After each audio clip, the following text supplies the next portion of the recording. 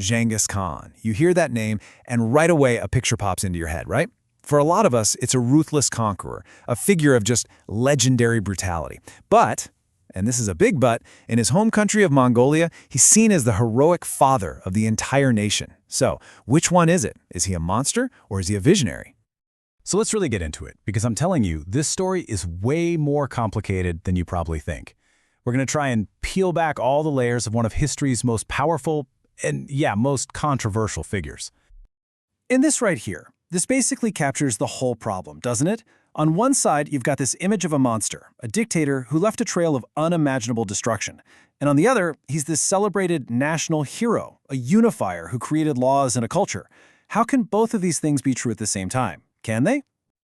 Okay, so here's how we're going to break this down. We're going to look at 5 key parts of his story. His absolutely brutal rise to power, the staggering scale of his conquests, his surprisingly modern innovations, the complete mystery around his death, and finally, how his legacy is still being fought over today. So let's start at the beginning. You see, the great Khan wasn't born with a silver spoon in his mouth. Not at all. His story starts in the harsh, unforgiving wilderness of the Mongolian steppe, and he was forged in just incredible hardship. And get this, he wasn't even born Genghis Khan. His birth name was Temujin, which means something like of iron or blacksmith. Genghis Khan was actually a title he earned much later. It means supreme leader, and it was given to him when he was chosen to lead all the Mongol tribes. And I mean, just look at how rough his early life was. When he's only 9, his dad gets murdered. Then, his own clan abandons his family, just leaves them to die in the wild. As a teenager, he gets captured and forced into slavery, but he escapes. And it's this incredibly difficult childhood that molds him into this resilient and absolutely ruthless warrior who would one day bring all those warring tribes under his banner. All right, now we have to talk about the part of his story that pretty much defines him in the West, the conqueror. And the violence that came with it was on a scale that's, honestly, it's hard to even wrap your head around. His military strategy was brutally simple. He'd show up at a city and offer a choice. You could surrender peacefully and be spared, or you could resist. And if you resisted, you would face complete and total devastation with zero mercy. And he was not bluffing, not at all. Historians estimate that during his reign of conquest, Genghis Khan was responsible for the deaths of somewhere around 40 million people. Just let that number sink in for a second. 40 million. Now to put that number into perspective, because it's so huge, check this out. That massive death toll made up an estimated 11% of the entire world's population at the time. His conquests literally changed the demographic map of the whole planet. Okay, so if the story ended right there, he'd be a monster. Case closed. But it doesn't. Now we have to flip the coin and look at the other side of this paradox.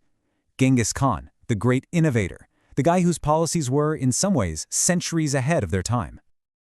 He built his empire on an idea that was just radical for the 13th century. Meritocracy. He didn't care about your family name. He didn't care where you came from.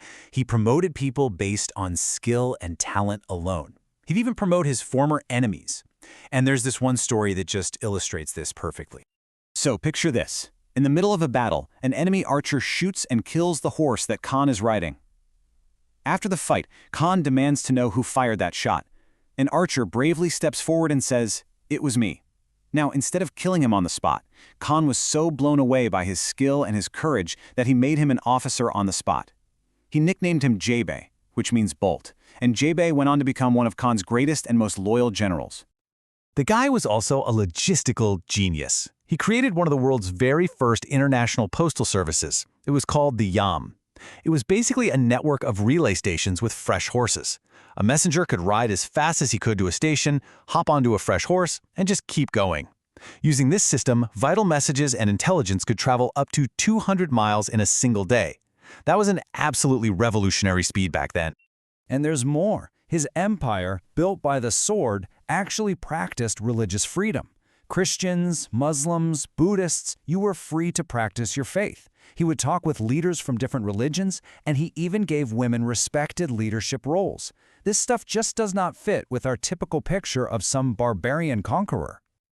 All of this, the good and the bad, builds up to one of history's greatest unsolved mysteries, the death of Genghis Khan himself. You know, for a man whose life was so public, so documented through his conquests, we have basically no idea how it ended. Historians have all these competing theories. Did he die from injuries after falling off a horse? Was it malaria, an infected arrow wound? Or, as one wild story goes, was he assassinated by a princess he had captured? We don't know. And the mystery only gets deeper when you talk about his burial. He wanted his grave to be a secret, forever. So the story goes that his funeral procession killed every single person and animal they saw on their journey just to hide the location. After he was buried, his soldiers supposedly rode 1,000 horses over the grave to wipe away any trace. And to this day, his tomb has never been found. So you take the brutality, the innovation, the mystery, and it all leads us to this final point. His legacy isn't just something historians debate. It's been an active battleground, right up into our modern world. And you can see just how much the fight over his memory has changed. In the 20th century, when Mongolia was under Soviet influence, the government actively tried to erase him from history. You weren't even allowed to say his name. But then, after Mongolia became independent in the 1990s, he was brought back in a huge way and reclaimed as the nation's founding father. And if you go to Mongolia today, his presence is absolutely everywhere. The main international airport is named after him, his face is on their money. He is the ultimate symbol of Mongolian strength and national pride. So that brings us right back to where we started. You have a man who's responsible for the death of maybe 11% of the world's population, but who also created this merit-based, religiously tolerant empire with a game-changing communication network, a figure who was erased by one generation and turned into a god by the next. That's the Genghis Khan paradox. So the question isn't just for the history books, it's for you. How should we remember him?